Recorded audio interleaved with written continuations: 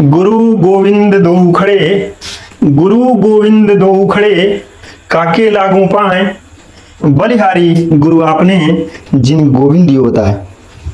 दोस्तों नमस्कार, मैं विकास कुमार उपाध्याय आप सभी लोगों का शिक्षक दिवस के शुभ अवसर पर हार्दिक अभिनंदन करता हूं, स्वागत करता हूं तथा अपने माता पिता रूपी प्रथम गुरु और बाद में जो भी हमारे शिक्षक कर रहे हैं, चाहे उनसे मैंने क बनाना सीखा हो या फिर जिन गुरुओं की बदौलत मैं यहाँ तक पहुंचा हुआ हूं, उन सभी गुरुजनों को मेरी तरफ से बार बार वंदन, नमन और अभिनंदन, कोटि कोटि अभिनंदन।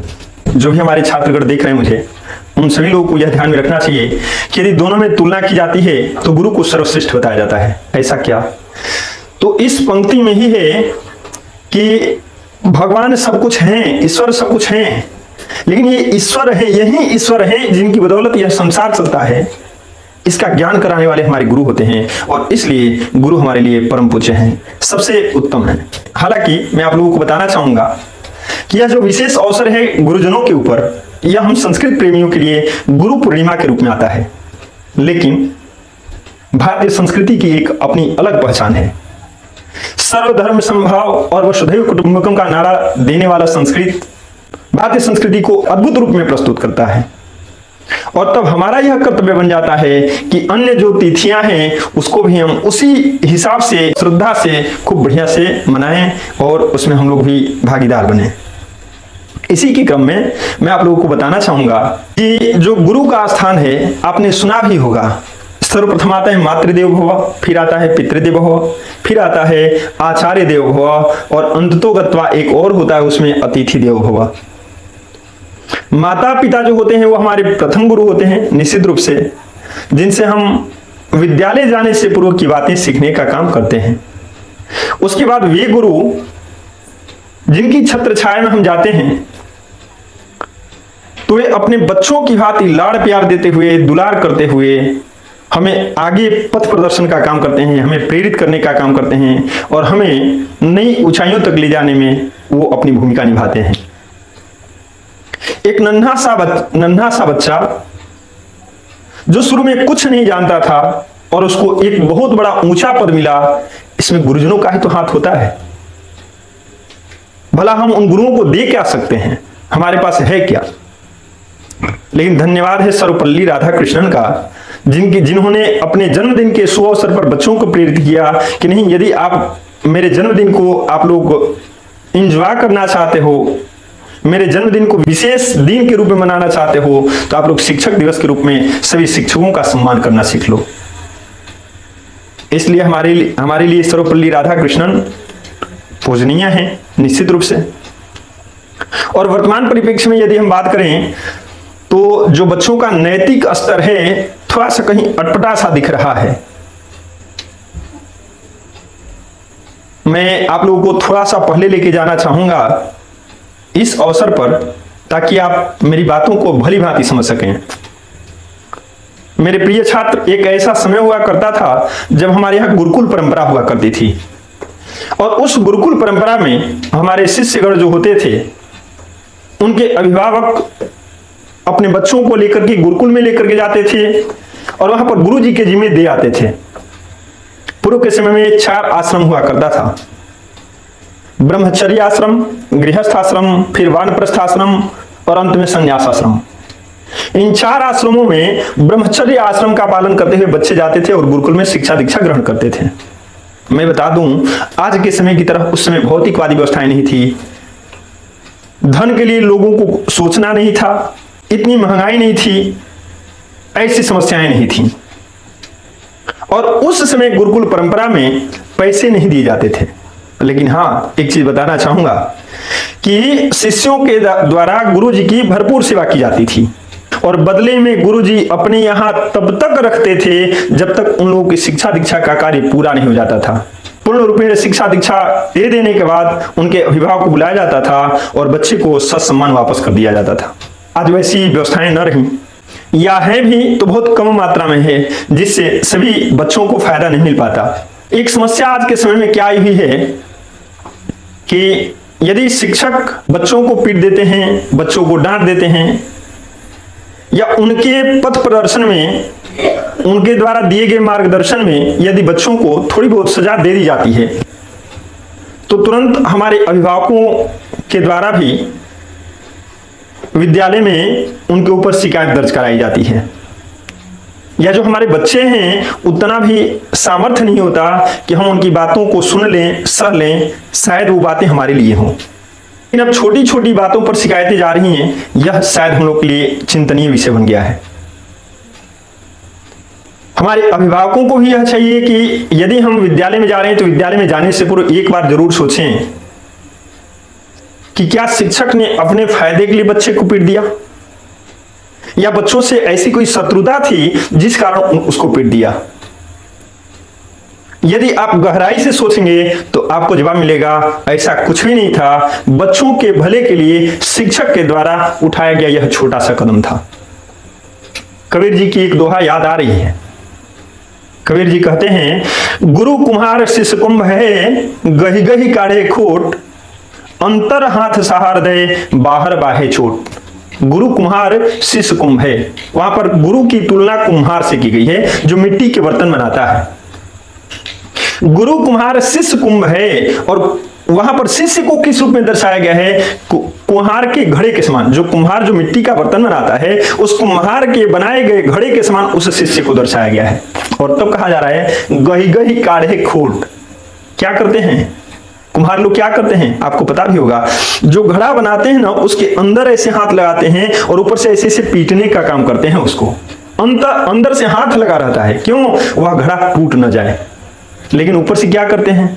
ऊपर से सहलाते नहीं है। सहलाएंगे ना, वह घड़ा अपना रूप नहीं ले सकता। वह घड़ा ऊंची कीमत में बाजार में नहीं बिक सकता। उस घड़े का आकार सही नहीं हो सकता। यह मेरी गारंटी है, और यह कुम्हार लोग भी आपको बताएंगे। बड़ा बढ़िया उन्होंने एग्जाम्पल दिया। हमारे कबीर महोदय ने कहा, उन्होंने कि गुरु कुम्हार शिष्य कुंभ है, गही गही काढ़े खोट, अंतर हाथ सार दे। ऐसा नहीं कि घड़े से उसको प्रेम नहीं है, घड़े से उसको पैसा कमाना है। घड़े के अंदर वह एक हाथ को लगाए रहता है कि हमारा घड़ा जो बड़ी मेहनत से मैंने बनाया है ना, यह टूट ना जाए। और बाहर से उसको पीटता भी है। पीटता है किस लिए? क्योंकि उसको एक सुंदर आकृति मिले, और जब बाजार में जाए ना तो उसके घड़े की तरफ लोग अपने आप आकर्षित हों और उस घड़े की खरीदारी करें। कुछ ऐसा ही शिक्षकों के साथ है।